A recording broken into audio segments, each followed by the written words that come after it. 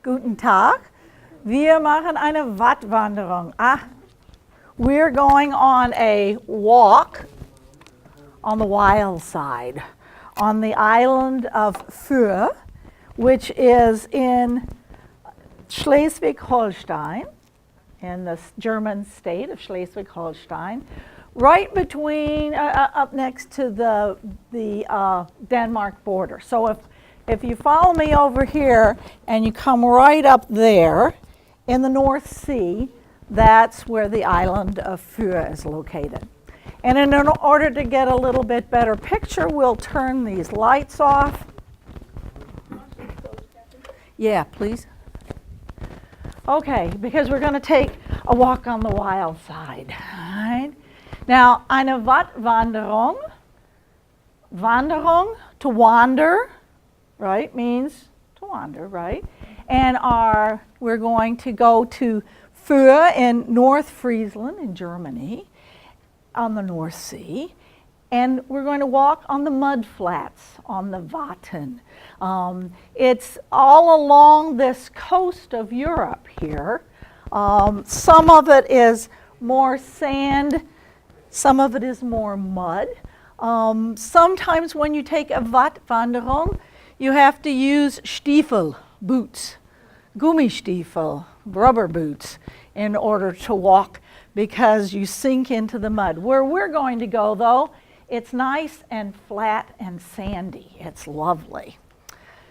We're going to go to the island. Oops, and I think I have a pointer somewhere. Aha! We're going to go to the island of Fohr. All right? There's been people living on this island since the Neolithic time period. There's evidence of that. The island itself, though, didn't become an island until the middle of the 14th century, 1367, when there was a huge storm and lots of land was washed away, and these little islands here were created. Now, the only way you can get to Fohr is by water. And so we're going to go to Dagebüll, and then we're going to go over to the island of Fohr.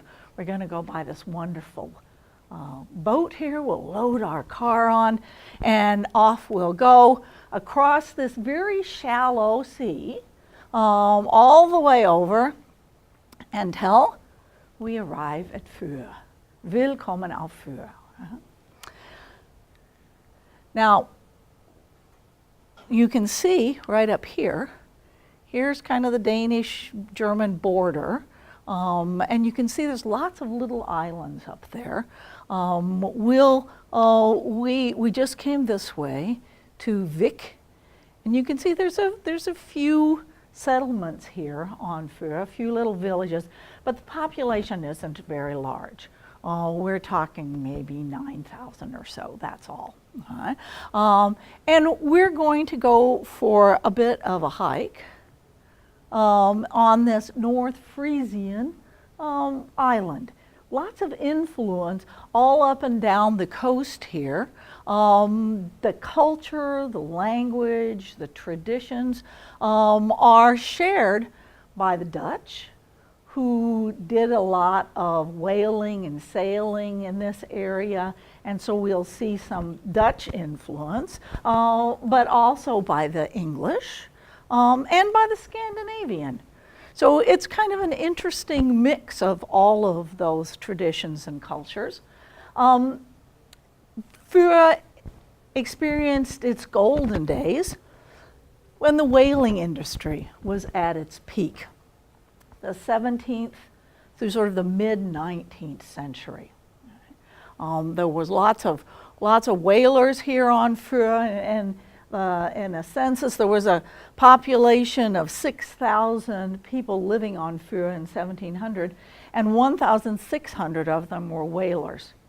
Now, only the men went whaling, so think about, okay, so 6,000, so 3,000, so more than half of them were involved in that industry. It was very lucrative, and there were lots of beautiful homes built. And you can see this one with its date, 1799, a beautiful home that's now bread and breakfast with a restaurant. You can have ribeye steak if you go to Fohr. Whoops. There we go. The churchyard also tells the story of the history of Fohr. There's 2 churches on Fohr. The tombstones reflect this whaling era and the wealth. You can see here the ship, and there's a big long discussion of the men. These tombstones are considered to be historical artifacts. And der glückliche Matthäus, the lucky Matthew, was one of the successful whaling captains. And there's the whale and his ship above it, and he apparently made lots of money. And so he's one of the most famous of these whaling captains. The Dutch influence, there's 5 windmills on Fohr. There's wind, they harnessed the wind, just as the people just a little bit further down the coast harnessed the wind. All of these windmills have been restored, and you can see kind of right down that way. The Netherlands isn't very far. All of them are private, unfortunately, so you can't go visiting on the island. But you can see these wonderful thatch roofs, real thick thatched roofs that is characteristic of northern Germany, and especially here on Fohr. Now, if you look a little bit closer, you can see that the soil is rather sandy. It's not very good soil for agriculture. And although the inhabitants of the island tried agriculture, they weren't very successful. So they ended up going to the sea, doing the whaling. When the whaling industry sort of fell off, they farmed a bit. But many of them decided that the grass was definitely greener across the ocean. And so lots of them emigrated to the United States. And many of them stopped in New York, but a lot of them went to California, which I found very interesting. But they went off to California. I read something about that the ones that stayed in New York and around New York City got into chicken farming. I don't know how that happened at all, but that's what the research says anyway. So the people that stayed they didn't have a very easy life. And they would eventually move to other things to support them. But I promised you a walk on the wild side, right? So we landed here in Vic, but we're going to go over here to take our first walk, all right? And we have to get ready, all right? We need hats. The sun is out, which is nice, so we need sunscreen and shoes, and we're ready to go, all right? Because we have to meet our guide, Herr Fischer, all right? And Herr Fischer is as in all German things, there is a course of study that you have to engage in, you have to pass a test, and then you're certified to be a Wattführer. All right, a leader of these walks on the mud flats. So Herr Fischer is a licensed guide because he's learned about the tides, which are very fast in this area, and rise, we'll see somewhere an average of 11 to 12 feet. He also is familiar and can lead us back in case the fogs roll in. And fog can be really dangerous. You get all turned around and don't know where you're going. And he's going to protect us from sunburn, or he's going to tell us about put on your sunscreen, and sinkholes. So off we go. Herr Fischer is directing us, and we're in good hands. We start off, we climb sort of down this little dike thing. Now we're in salt water, right? So we start off, and it's kind of cool, and it feels good, and it's hard, sandy surface.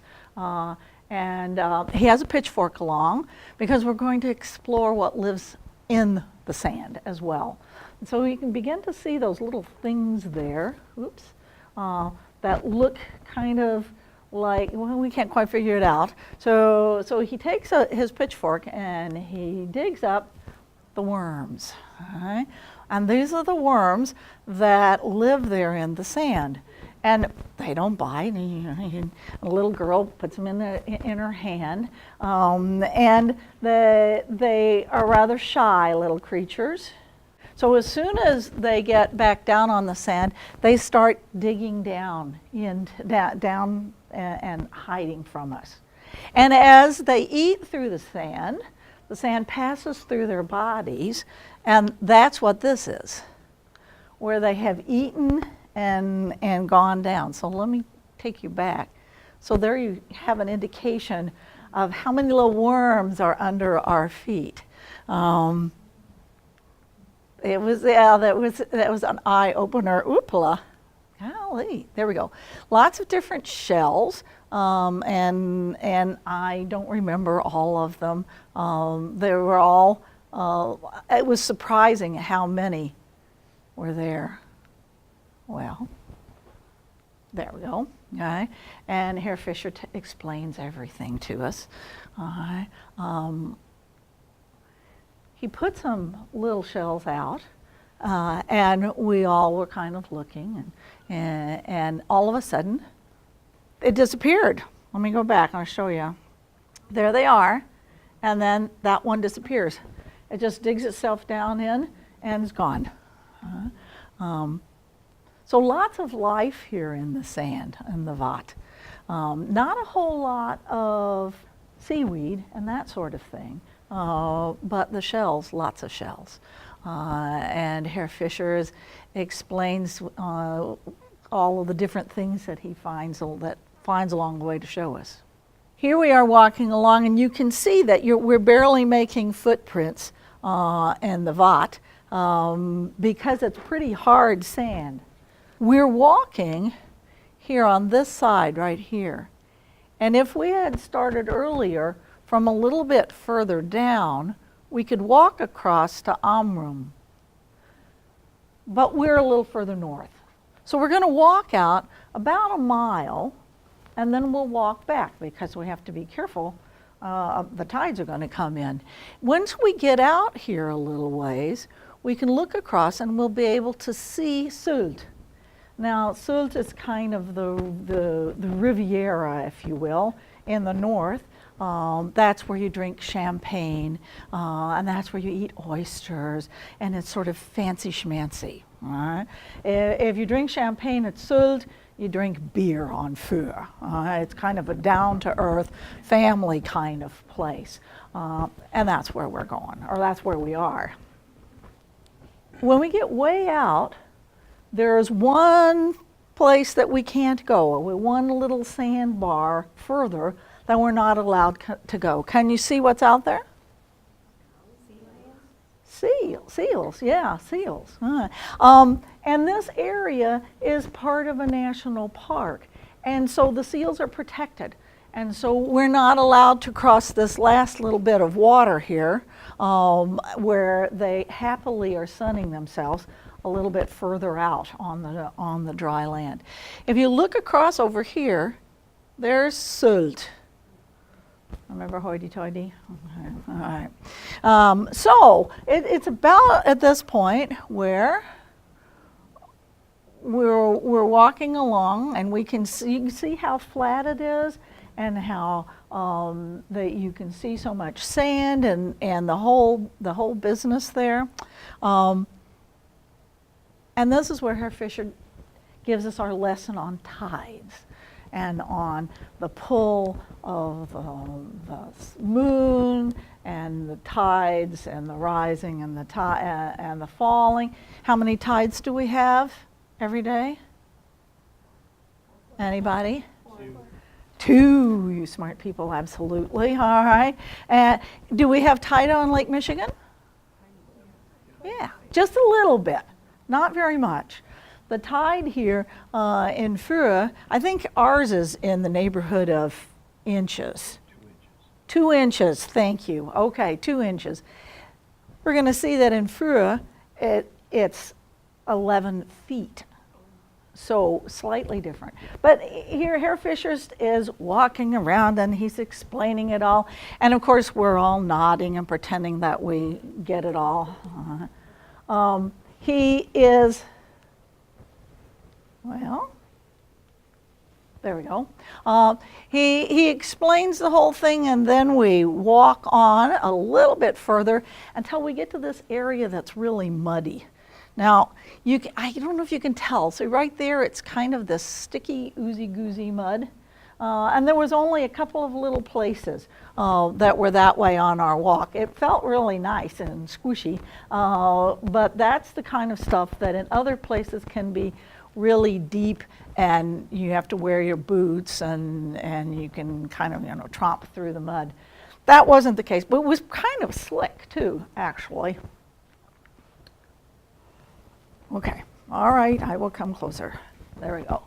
Out there, it's also an area with a lot of migratory birds, and once again, protected.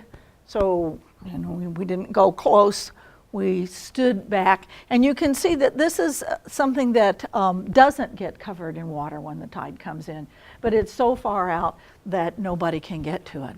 It was about that time when we started to notice that the water's starting to come back. It's flowing a different direction, right? And that's because the tide has changed, and the tide, you need to start, and Herr Fischer says, okay, it's time we go back. Now we're heading back to here, right? That's where we walked off onto the mud flats. And so he's not rushing us, we're just kind of walking along. But as we go, it keeps getting a little bit deeper. And pretty soon it's kind of looking like that. And now it's time to get going. He's still not very nervous, and I guess we're still pretty safe. So we walk back, we climb up onto the embankment, find our shoes that we'd left there, and look out and say, oh, well, so you can see in the distance there, you can see Sylt, right? But when we come back an hour later, that's what it looks like. So our walk has been completely covered, that whole area, those mud flats, the Watt, has been covered with water. But we need to go and explore just a little bit more on the island. So from over here where we did our walk, we're going to go back here to Vic, because tourism is how the people here on Fohr have really been able to maintain their lifestyle. When the tourists are there, the population triples to about 22,000 or so, right around there. Right? They come because it supposedly has lots of health benefits. It's a climate that is supposed to be good air. If you have allergies, or if you have some sort of breathing problems, Germans want to do the Kur, the health kind of a vacation.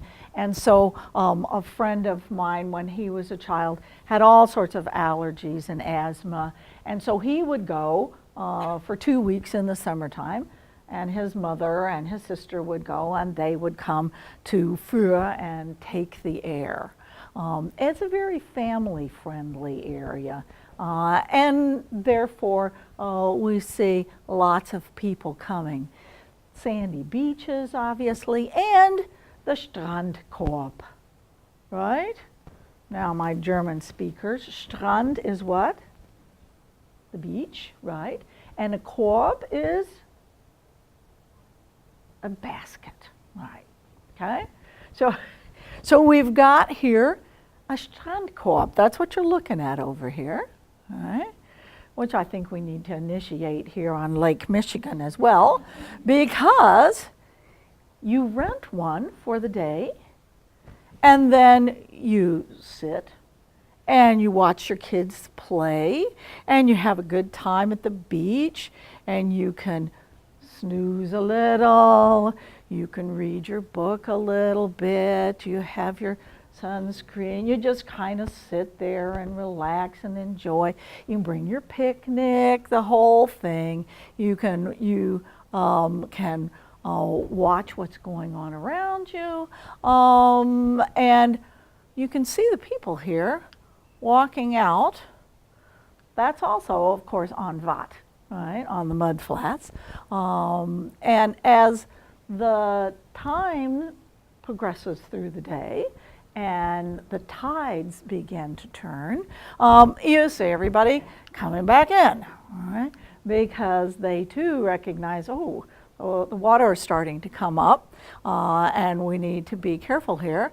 Now, these are the ferries, by the way, that go back and forth, and they're sort of ever present. But I want you to look and watch this flag over here, if you would, please, okay? Just to give us a little bit of a perspective as the water begins to come. Now, there's a little bit more out there, but still, you know, not a whole lot. And people are still, it's not a problem. But now, all of a sudden, the flag's in the water, and we're getting more and more. And pretty soon, here comes the surfer, or not the surfers, but the wind sailors, and they actually will tie up to the flag, and we'll see they're having a good time. I zoomed in, and you can see some of these islands out on the other side of the channel.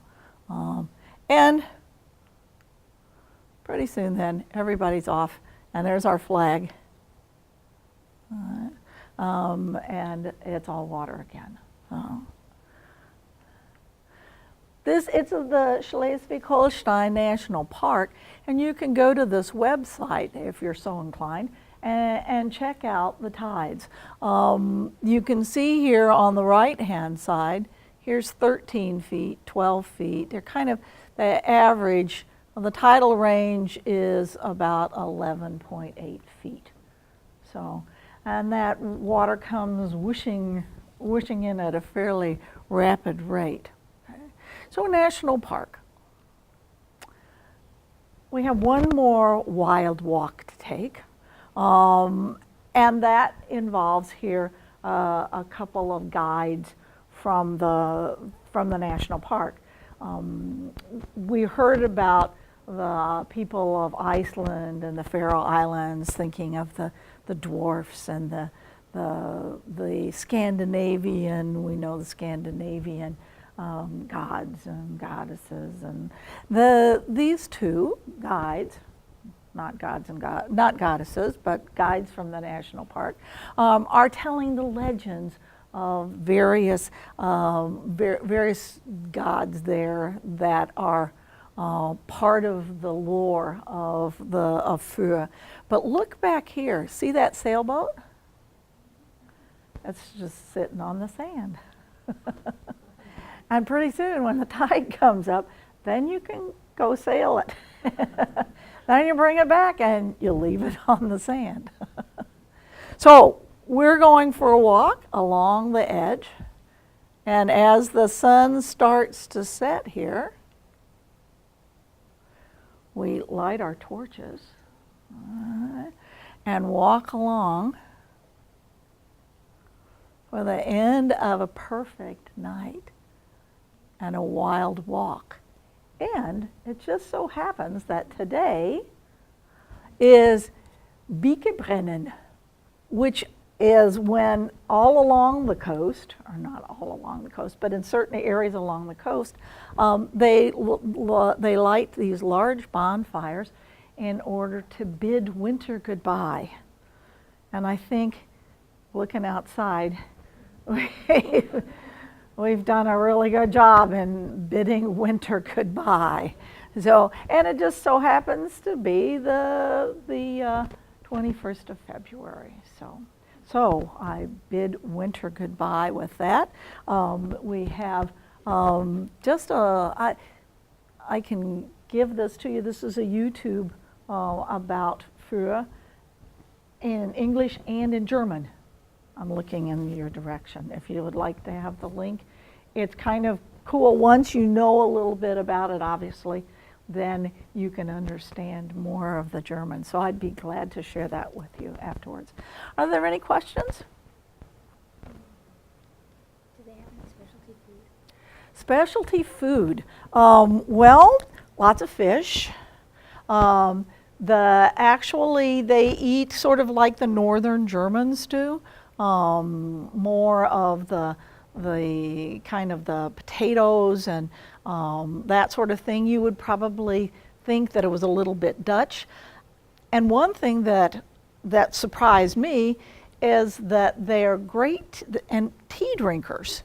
And they have quite the culture of tea drinking. And so we went to, Germans like to do Kaffee and Kuchen, coffee and cake at about 16 Uhr, at 4 in the afternoon. And when you're served, it's all loose tea, nothing in a bag.